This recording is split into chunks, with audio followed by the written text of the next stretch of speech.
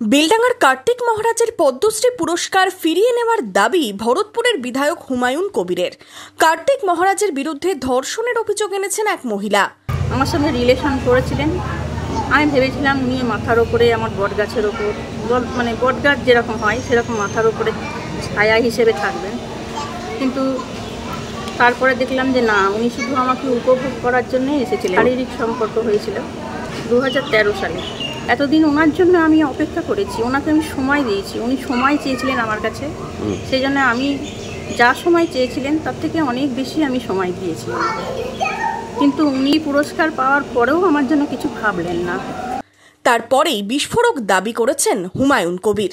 অবিলম্বে ভারত সরকারের ওই ব্যক্তিকে যে কিছুদিন আগে পদ্মশ্রীতে ভূষিত করেছেন ওটাকে প্রত্যাহার করে নেওয়া। ভারতবর্ষের সরকার এই ধরনের একজন ব্যক্তিকে ভালো করে তার ব্যাকগ্রাউন্ড বা তার দীর্ঘদিনের যে চলার ফেরা তার সম্বন্ধে ভালো করে জাজ না করে, তদন্ত না করে তাকে পদ্মশ্রীতে ঘোষিত করেছেন বা অলরেডি পদ্মশ্রী মহামায়া রাষ্ট্রপতির সঙ্গে তিনি গ্রহণও করেছেন। ওটাকে ভারত সরকারকে বলবো যে পদ্মশ্রীর যে মান বা যে উচ্চতা সেটা এই ধরনের ব্যক্তিকে দেওয়া মানে পদ্মশ্রীর অপমানিত হয়েছে, কাজেই ওটাকে প্রত্যাহার করা অবিলম্বে ভারত সরকারের কাছে দাবি করুন।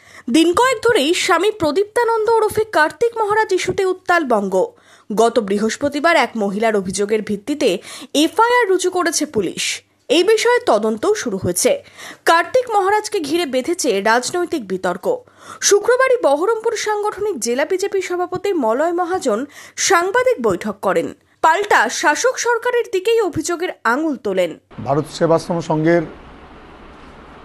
দায়িত্বপ্রাপ্ত শ্রী কার্তিক মহারাজের স্বামী কার্তিক মহারাজের বিরুদ্ধে যে অভিযোগ আনা হয়েছে তার প্রেক্ষিতে আমরা ভারতীয় জনতা পার্টি বহরমপুর জেলার পক্ষ থেকে বলতে চাই যে আমি নিশ্চিত যে তার বিরুদ্ধে যে অভিযোগ আনা হয়েছে সেটা সর্বৈব মিথ্যা। যদি বলেন আপনি কি করে নিশ্চিত হলেন, আমি এই কারণে নিশ্চিত হলাম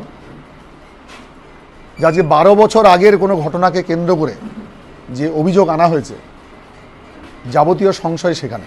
বর্তমান যে সরকার, সেই সরকারের মুখ্যমন্ত্রী নিজে বিভিন্ন সময় কার্তিক মহারাজ প্রতি ঈর্ষাপরায়ণে বিভিন্ন আক্রমণ করেছেন। সেই কারণে আমার নিশ্চিত ধারণা আজকে পশ্চিমবঙ্গের যারা সরকারি দল তারা উদ্দেশ্য প্রণোদিত হবে কার্তিক মহারাজের বিরুদ্ধে এই অভিযোগ এনেছেন। অভিযোগ পাল্টা অভিযোগে তুঙ্গের রাজনৈতিক তরজা।